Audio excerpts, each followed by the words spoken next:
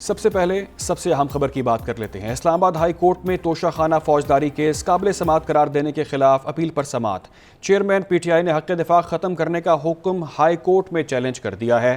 Chairman P T I کی trial court کا کل کا آرڈر کالعدم قرار دینے کی استدعا بھی سامنے آئی ہے، جبکہ وکیل خواجہ حارث نے دلائل دیے ہیں کہ ہائی کورٹ نے اگر کیس ریمانڈ بیک کیا تھا تو کسی اور جج کو بھیجا جانا چاہیے تھا۔ عدالت نے یہ ریمارکس دیے کہ آپ کہہ رہے ہیں کہ کسی دوسرے جج کو آپ کی درخواست دوبارہ سن کر فیصلہ کرنا چاہیے تھا۔ اس حوالے سے مزید تفصیلات جانتے ہمارے ساتھ موجود ہیں عادل عباسی۔ عادل، کیا تفصیلات ہیں، بتائیے گا۔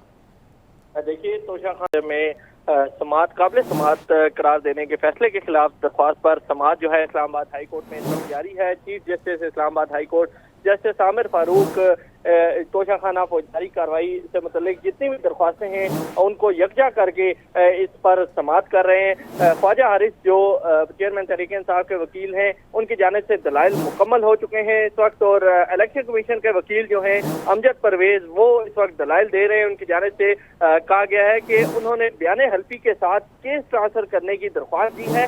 کیا جج کو انصاف نہیں چاہیے؟ ایف آئی اے رپورٹ آپ کے سامنے پڑی ہے۔ سپریم کورٹ، جس پر خواجہ حارث نے کہا ہے کہ سپریم کورٹ ہو، ہائی کورٹ ہو یا ٹرائل کورٹ، جج کو بہت کچھ سننا پڑتا ہے، جس پر چیف جسٹس نے ریمارکس دیے کہ جج کا دل بڑا ہوتا ہے، ہمیشہ فائل کی طرف دیکھنا چاہیے، فائل میں سب کچھ موجود ہوتا ہے۔ چیف جسٹس کی جانب سے ریمارکس دیے گئے، جس پر وکیل الیکشن کمیشن کی جانب سے دلائل دیتے ہوئے کہا گیا ہے کہ جج پر فیس بک پوسٹوں کے الزام سے متعلق ایف آئی اے کی رپورٹ آ گئی ہے۔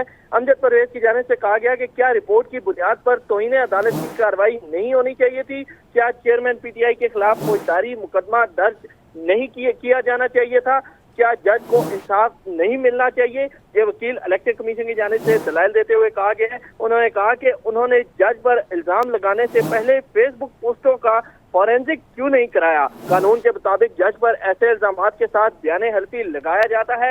اس وقت امجد پرویز جو الیکشن کمیشن کے وکیل ہیں وہ دلائل دے رہے ہیں اور کیس کی سماعت جو ہے اس وقت جاری ہے۔ خواجہ حارث جو چیئرمین تحریک انصاف کے وکیل ہیں، ان کے دلائل مکمل ہو چکے ہیں۔ جی اچھا عادل، یہ بتائیے گا کہ فیس بک پوسٹ کا معاملہ کیا ہے؟ جو لوگ نہیں جانتے ذرا ان کو اس حوالے سے اپڈیٹ کیجیے گا۔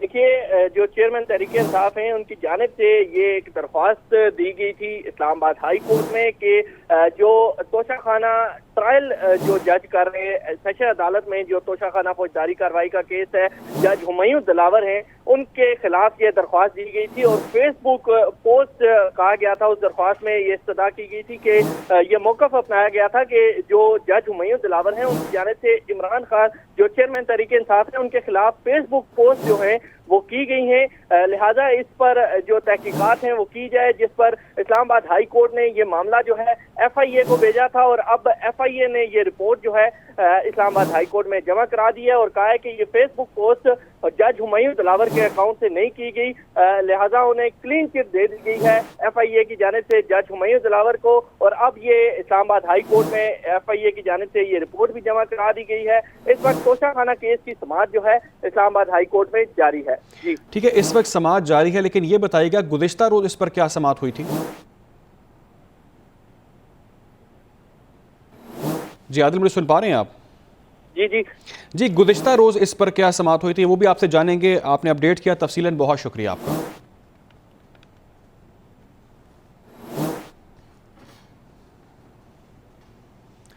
ڈسٹرکٹ اینڈ سیشن کورٹ اسلام آباد چیئرمین پی ٹی آئی کے خلاف توشہ خانہ کیس ایڈیشنل سیشن جج ہمایوں دلاور نے کیس کی سماعت کی۔ عدالت نے کیس کی سماعت 12:30 بجے تک وقفہ کر دیا ہے، اسے ملتوی کیا 12:30 بجے تک۔ ہائی کورٹ میں کیس زیر سماعت ہے۔ وکیل الیکشن کمیشن سعد حسن آپ کاؤنسل نہیں ہیں۔ عدالت کا وکیل الیکشن کمیشن سے استفسار سامنے آیا، میرے موکل کا موقف ہے کہ امجد پرویز صاحب دلائل دیں۔ وکیل الیکشن کمیشن سعد حسن، آپ کا کام صرف لقمہ دینے کا ہے جج کی جانب سے، اور یہ اس حوالے سے پیش رفت سامنے آئی ہے۔ خواجہ حارث کے جونیئر وکیل نے بھی عدالت سے استدعا کی کہ خواجہ حارث ہائی کورٹ میں ہے، سماعت میں وقفہ کیا جائے۔ ڈسٹرکٹ اینڈ سیشن کورٹ اسلام آباد میں چیئرمین پی ٹی آئی کے خلاف توشہ خانہ کیس میں 12:30 بجے تک کا وقفہ کر دیا گیا ہے۔ الیکشن کمیشن اور پی ٹی آئی کے وکلاء نے سینئر وکلاء کی مصروفیت کے بنا پر سماعت میں وقفے کی استدعا کی تھی، جبکہ دوران سماعت الیکشن کمیشن کے وکیل نے یہ کہا کہ ہائی کورٹ میں کیس زیر سماعت ہے۔ عدالت نے پوچھا کہ کیا آپ وکیل نہیں ہیں، جس پر وکیل سعد حسن نے یہ جواب دیا کہ ان کے موکل کا موقف ہے کہ امجد پرویز دلائل دیں، جس پر جج ہمایوں دلاور نے کہا کہ آپ کا کام صرف لقمہ دینے کا ہے، اگر وہ 12:30 بجے تک نہیں آتے تو انہیں سنے بغیر فیصلہ محفوظ کر لیا جائے گا۔ خواجہ حارث کے جونیئر وکیل نے بھی عدالت میں استدعا کی کہ خواجہ حارث ہائی کورٹ میں ہیں، سماعت میں وقفہ کیا جائے۔ سپریم کورٹ نے توشہ خانہ کے خلاف کیس کا تحریری حکم نامہ جاری کر دیا ہے۔ حکم نامے میں کہا گیا ہے کہ ابھی تک کیس کے میرٹ پر دلائل نہیں دیے گئے، ممکن ہے یہ 3 رکنی بینچ گرمیوں کی چھٹیوں کے سبب آئندہ سماعت پر دستیاب نہ ہو۔ اس کیس کو ایسے سمجھنا چاہیے جیسے کبھی سنا ہی نہیں گیا۔ 4 اگست کو کیس ایسے بینچ کے سامنے سماعت کے لیے مقرر کیا جائے جو دستیاب ہو۔ جسٹس یاحییٰ آفریدی کی سربراہی میں جسٹس مظاہر نقوی اور جسٹس مسرت ہلالی پر مشتمل 3 رکنی بینچ نے سماعت کی تھی۔ آپ کو اپڈیٹ کر رہے ہیں کہ سپریم کورٹ نے توشہ خانہ کے خلاف کیس کا تحریری حکم نامہ اب جاری کر دیا ہے۔ حکم نامے میں کہا گیا ہے کہ ابھی تک کیس کے میرٹ پر دلائل نہیں دیے گئے، ممکن ہے یہ 3 رکنی بینچ گرمیوں کی چھٹیوں کے سبب آئندہ سماعت پر دستیاب نہ ہو۔ اس کیس کو ایسے سمجھا جائے جیسے کبھی سنا ہی نہ گیا ہو۔ 4 اگست کو کیس ایسے بینچ کے سامنے سماعت کے لیے مقرر کیا جائے تو دستیاب ہو۔ جسٹس یاحییٰ آفریدی کی سربراہی میں جسٹس مظاہر نقوی اور جسٹس مسرت ہلالی پر مشتمل 3 رکنی بینچ نے یہ سماعت کی تھی۔ فوجی عدالتوں میں سویلینز کا ٹرائل کے خلاف دائر درخواستوں پر سماعت اب شروع ہو چکی ہے۔ چیف جسٹس پاکستان عمر عطا بندیال کی سربراہی میں 6 رکنی لارجر بینچ سماعت کر رہا ہے۔ جسٹس اعجاز الاحسن، جسٹس منیب اختر اور جسٹس یاحییٰ آفریدی بینچ میں شامل ہیں۔ جسٹس مظاہر نقوی اور جسٹس عائشہ ملک بھی بینچ کا حصہ ہیں۔ اس حوالے سے مزید تفصیلات بھی جانیں گے۔ ابھی آپ کو یہ اپڈیٹ کر دیں کہ فوجی عدالتوں میں سویلینز کا ٹرائل کے خلاف دائر درخواستوں پر سماعت شروع ہو چکی ہے اور چیف جسٹس پاکستان عمر عطا بندیال کی سربراہی میں 6 رکنی لارجر بینچ یہ سماعت کر رہا ہے۔ چیف جسٹس عمر عطا بندیال کی سربراہی میں 6 رکنی لارجر بینچ یہ سماعت کر رہا ہے۔ جسٹس مظاہر نقوی اور جسٹس عائشہ ملک بھی اس بینچ کا حصہ ہیں، جبکہ جسٹس اعجاز الاحسن، جسٹس منیب اختر اور جسٹس یاحییٰ آفریدی بھی اس بینچ میں شامل ہیں۔ فوجی عدالتوں میں سویلینز کا ٹرائل کے خلاف دائر درخواستوں پر سماعت اب شروع ہو چکی ہے۔ چیف جسٹس پاکستان عمر عطا بندیال کی سربراہی میں 6 رکنی لارجر بینچ سماعت کر رہا ہے۔ اسلام آباد کے سرینا چوک انڈر پاس کی تعمیر کا کانٹریکٹ ریلوے کو دینے پر وزیر اعظم برہم ہو گئے۔ وزیر اعظم نے سنگ بنیاد منسوخ کر دیا، منصوبے کا دوبارہ ٹینڈر کرنے کا حکم بھی دے دیا ہے۔ اس بارے میں مزید تفصیلات جانتے ہیں، ہمیں جوائن کیا ہے صدیق ساجد نے۔ ابھی صدیق ساجد ہمیں جوائن کریں گے، ان سے اس معاملے پر تفصیلات جانتے ہیں۔ ابھی آپ کو اپڈیٹ کریں اس حوالے سے کہ آج وزیر اعظم برہم نظر آئے، برہم کیوں نظر آئے، تفصیلات ہمیں اس پر ہم جانیں گے۔ اس وقت آپ کو یہ دکھاتے ہیں کہ وہ جس طرح سے وہ آپ کو مناظر دیکھیں گے وہ آپ کو برہم نظر آئیں گے۔ یہ اپنی ٹھیکیداری کام ہے، it's not job of the government, it is job of the contractors, جن کا کام ان کو چاہیے۔ آپ مجھے پریزنٹیشن دے، اس طرح نہیں ہوگا۔ مجھے پریزنٹیشن دے، میں نے تو آج تک نہیں سنا، آپ یہ پہلی مرتبہ آپ مجھے بتا رہے ہیں۔ بالکل آپ مجھے پریزنٹیشن دیجیے گا، پھر ہوگا۔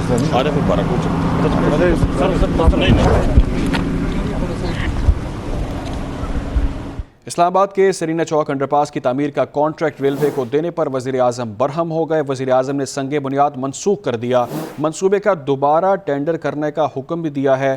آپ کو بتائیں کہ وزیر اعظم آج سنگ بنیاد کو منسوخ کر کے وہاں سے چلے گئے۔ ہمارے ساتھ موجود ہیں صدیق ساجد۔ صدیق ساجد، یہ کیا معاملہ ہے، آگاہ کیجیے گا۔ جی بالکل، وزیر اعظم شہباز شریف کی برہمی اس وقت آج دیکھنے میں آئی جب سرینا انڈر پاس کا جو سنگ بنیاد ہے وہ رکھنے کی تقریب میں پہنچے اور چیئرمین سی ڈی اے نور الامین مینگل نے ان کو بریفنگ دیتے ہوئے بتایا کہ یہ جو انڈر پاس ہے یہ ریلوے کی ایک کمپنی جو ہے وہ بنائے گی، جس پر وزیر اعظم حیران رہ گئے اور انہوں نے کہا کہ ریلوے کیا کام ہے کہ وہ سڑکیں اور پل جو ہے اور اس طرح کے انڈر پاس بناتا پھرے، ریلوے تو پہلے ہی خسارے میں ہے، تو آپ نے ان کو کانٹریکٹ کیوں دیا؟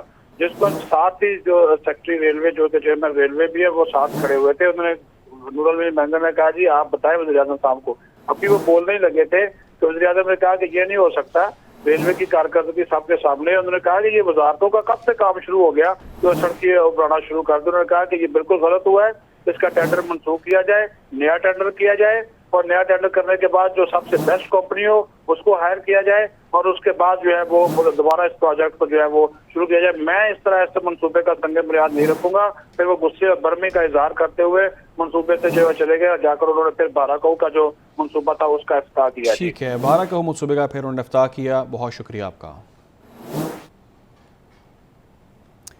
ایک طرف تو وزیر اعظم برہم دکھائی دیے, دوسری جانب انہوں نے خطاب میں کہا کہ ملک و قوم کی ترقی اور خوشحالی کے لیے مشکل فیصلے کرنا پڑتے ہیں, مشکلات کا صبر سے مقابلہ کرنا چاہیے. آرمی چیف نے 12 کوہ منصوبے میں اہم کردار ادا کیا ہے.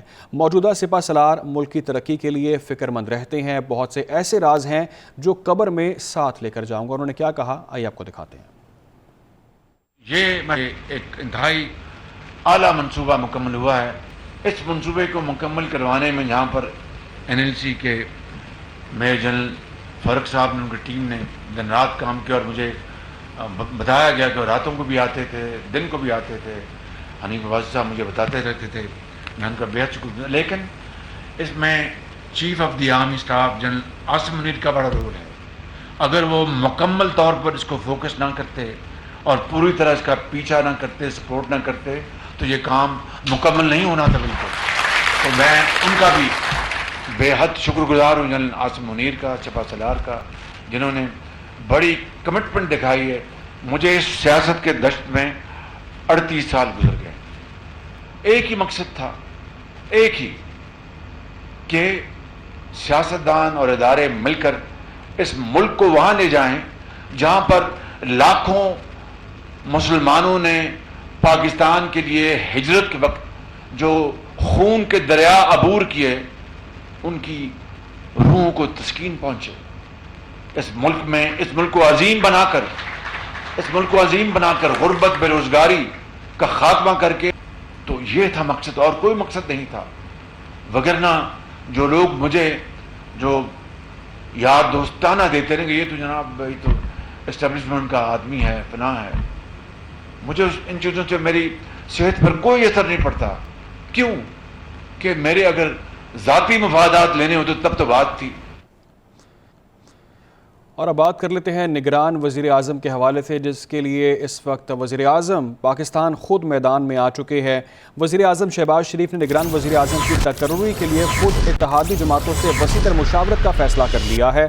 اس سلسلے میں وزیر اعظم نے اراکین پارلیمنٹ اور اتحادی جماعتوں کے مرکزی رہنماؤں کو آج عشائیے پر بلا لیا ہے. وزیر اعظم آج عشائیے کے دوران اتحادیوں سے زیر بحث مختلف ناموں پر مشاورت بھی کریں گے.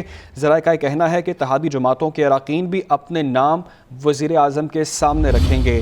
نگران وزیر اعظم کے نام پر غور کرنے کے لیے اتحادیوں کا اجلاس کل نہیں ہو سکا تھا. مزید کیا خبریں ہیں جانتے ہیں, ہمیں جوائن کیا ہے صدیق ساجد نے. صدیق کہیے گا کیا خبریں ہیں آپ کے پاس, کیا کوئی نام اب تک سامنے آ سکا ہے؟ جی, اب جبکہ اس حکومت کے جانے میں تقریباً 1 ہفتہ رہ گیا ہے, تو نگران وزیر اعظم کی تقرری کے معاملے پر جو مشاورت کا عمل ہے وہ بھی نہ صرف تیز ہوا ہے, بلکہ وزیر اعظم نے اب یہ معاملہ براہ راست اپنے ہاتھ میں لے لیا ہے. اور آج انہوں نے تمام جو اتحادی جماعتیں ہیں اور ان کے جو اراکین پارلیمنٹ ہے سب کو عشائیے پہ رات کو بلایا ہے. وزیر اعظم ہاؤس میں یہ عشائیہ ہوگا, اس میں اتحادی جماعتوں کے مرکزی رہنما اور اراکین پارلیمنٹ جو ہے ان کو شرکت کی دعوت دی گئی ہے. اس موقع پر ایک اجلاس بھی ہوگا اور اس اجلاس میں وزیر اعظم نگران وزیر اعظم کے ناموں کے اوپر ان کے ساتھ مشاورت کریں گے. جو نام اب تک سامنے آئے ہیں ان ناموں کے اوپر بھی ان کی رائے لی جائے گی, اور جو چھوٹی اتحادی جماعتیں ہیں ان کی طرف سے بھی نئے نام آج دیے جانے ہیں, ان کے اوپر بھی غور و خوض ہوگا. اور پھر آئندہ 2 سے 3 دن میں راجہ ریاض کے ساتھ وزیر اعظم کی میٹنگ ہوگی, وہ بھی 3 نام جو ہے وزیر اعظم کو پیش کریں گے, اور اس کے بعد جو ہے پھر جو یہ پروسیس ہے نگران وزیر اعظم کے تقرر کا, اس کو جلد مکمل کرنے کی کوشش جو ہے وہ کی جائے گی. جی ٹھیک ہے صدیق ساجد, بہت شکریہ آپ کا. پاکستان سٹاک ایکسچینج میں تیزی کا رجحان برقرار ہے. 100 انڈیکس 6 سال 1 ماہ کے بعد 49,000 پوائنٹس کی نفسیاتی حد عبور کر گیا ہے.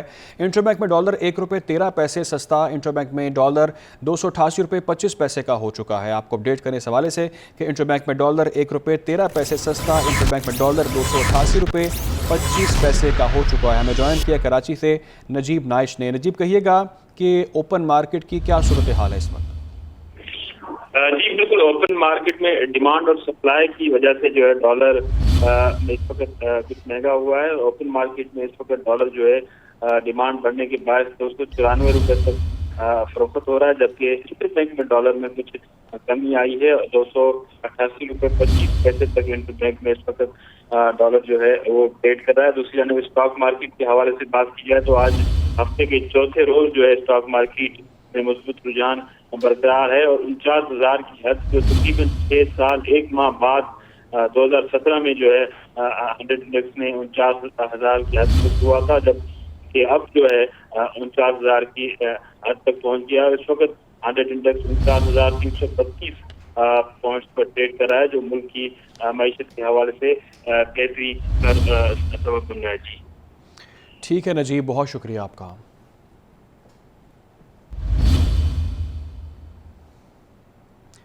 निगरान वज़ीर आला पंजाब मोहसिन नकवी का लाहौर के थाना मजंग और थाना सिविल लाइन्स का दौरा। थानों की बुरी हालत, सफाई का नाकस इंतज़ाम देकर वज़ीर आला बरहम हो गए। हवालात में बंद लड़के की तरफ से रिश्वत लेने की शिकायत पर कांस्टेबल गिरफ्तार। थानों को बेहतर बनाने के लिए IG को टास्क भी दे दिया गया। तफसीलात क्या हैं इस रिपोर्ट में देखते हैं। निगरान वज़ीर आला पंजाब मोहसिन नकवी सूबाई वज़ीर इत्तलात आमिर मीर के हमरा लाहौर के थानों का जायजा लेने निकले। थाना मजंग और थाना सिविल लाइन्स की हालत इज़ार देखकर वज़ीर आला का पारा चढ़ गया। दोनों थानों में सफाई की हालत निहायत अबतर थी। फ्रंट डेस्क भी दुरुस्त काम नहीं कर रहा था। थानों का अमला किसी सवाल का तसल्ली बख्श जवाब न दे सका। थाने में मौजूद एक लड़के ने वज़ीर आला को बताया कि कांस्टेबल ने उससे रिश्वत ली है, जिस पर उन्होंने न सिर्फ रिश्वत की रकम वापस दिलवाई बल्कि कांस्टेबल के खिलाफ महकमाना कार्रवाई का भी हुक्म दे दिया। अभी कह रहे आप यहाँ बैठे हुए थे सर जी, मैं इतने आया ही तो मैंने साहब कहते रोटी यार। अभी आप कह रहे थे आए नहीं हो, मैं रोटी लाए हूँ खाने बैठा। आप ले जाए। मोहसिन नकवी ने थानों में मौजूद साइलिन से मसाइल दरियाफ्त किए तो उन्होंने शिकायत के ढेर लगा दिए। वज़ीर आला ने फौरी दादरसी के लिए मौका पर ही अहकामात दिए। गाड़ी ली है, भेजी जिसको उसने पैसे नहीं दिए और बायोमेट्रिक करा दिया, फिर वज़ीर आला ने हवालात में बंद कैदियों से उनके केसेस के बारे में पूछा। फ्रंट डेस्क में दर्ज होने वाली दरख्वास्तों पर कार्रवाई का जायजा लिया और रोजनामचा चेक किया। मोहसिन नकवी ने कहा कि थानों में मजलूम की दादरसी का मौसर निज़ाम ही इंसाफ की बुनियाद है। IG को थानों की बेहतरी के लिए टास्क दे दिया है। पाकिस्तान तहरीक इंसाफ के रहनुमा इफ्तिखार दुरानी गिरफ्तार। इफ्तिखार दुरानी के बेटे ने गिरफ्तारी की तस्दीक भी कर दी है। अहले खाना का कहना है कि उन्हें बगैर वारंट गिरफ्तार किया गया है। तर्जुमान तहरीक इंसाफ के मुताबिक इफ्तिखार दुरानी को रात गए इस्लामाबाद से हिरासत में लिया गया है। पाकिस्तान तहरीक इंसाफ के रहनुमा इफ्तिखार दुरानी को गिरफ्तार किया जा चुका है। इफ्तिखार दुरानी के बेटे ने उनकी गिरफ्तारी की तस्दीक भी कर दी है, जबकि अहले खाना का मौक़िफ़ है कि उन्हें बगैर वारंट के गिरफ्तार किया गया है। तर्जुमान तहरीक इंसाफ के मुताबिक इफ्तिखार दुरानी को रात गए इस्लामाबाद से हिरासत में लिया गया। अहम मामला आपको जिससे अपडेट कर रहे हैं कि इफ्तिखार दुरानी को गिरफ्तार किया जा चुका है। उनके बेटे की जानिब से उनकी गिरफ्तारी की तस्दीक भी कर दी गई है, जबकि अहले खाना का मौक़िफ़ ये है कि उन्हें कोई वारंट नहीं दिखाया गया, जिसके बाद उन्हें गिरफ्तार किया गया। पाकिस्तान ब्रॉडकास्टर्स एसोसिएशन की तरफ से पैमरा तरमीमी एक्ट 2023 को खुशाइन करार देते हुए कहा गया है कि फ़ेक न्यूज़ के तदारुक के लिए की जाने वाली तरामीम काबिल सताइश हैं। पाकिस्तान ब्रॉडकास्टर्स एसोसिएशन की तरफ से जारी बयान में कहा गया है कि तनख्वाहों में ताख़ीर, AGAR, रेडियो और TV के लाइसेंस की रिन्यूअल फ़ीस में माकूलियत काबिल सताइश है। पाकिस्तान ब्रॉडकास्टर्स एसोसिएशन इश्तिहारों के औकातकार की पाबंदी में नरमी जैसी तरमीम को सराहती है। मीडिया इंडस्ट्री के मसाइल को समझने और हल करने पर वज़ीर आज़म और वज़ीर इत्तलात का शुक्रिया अदा करते हैं।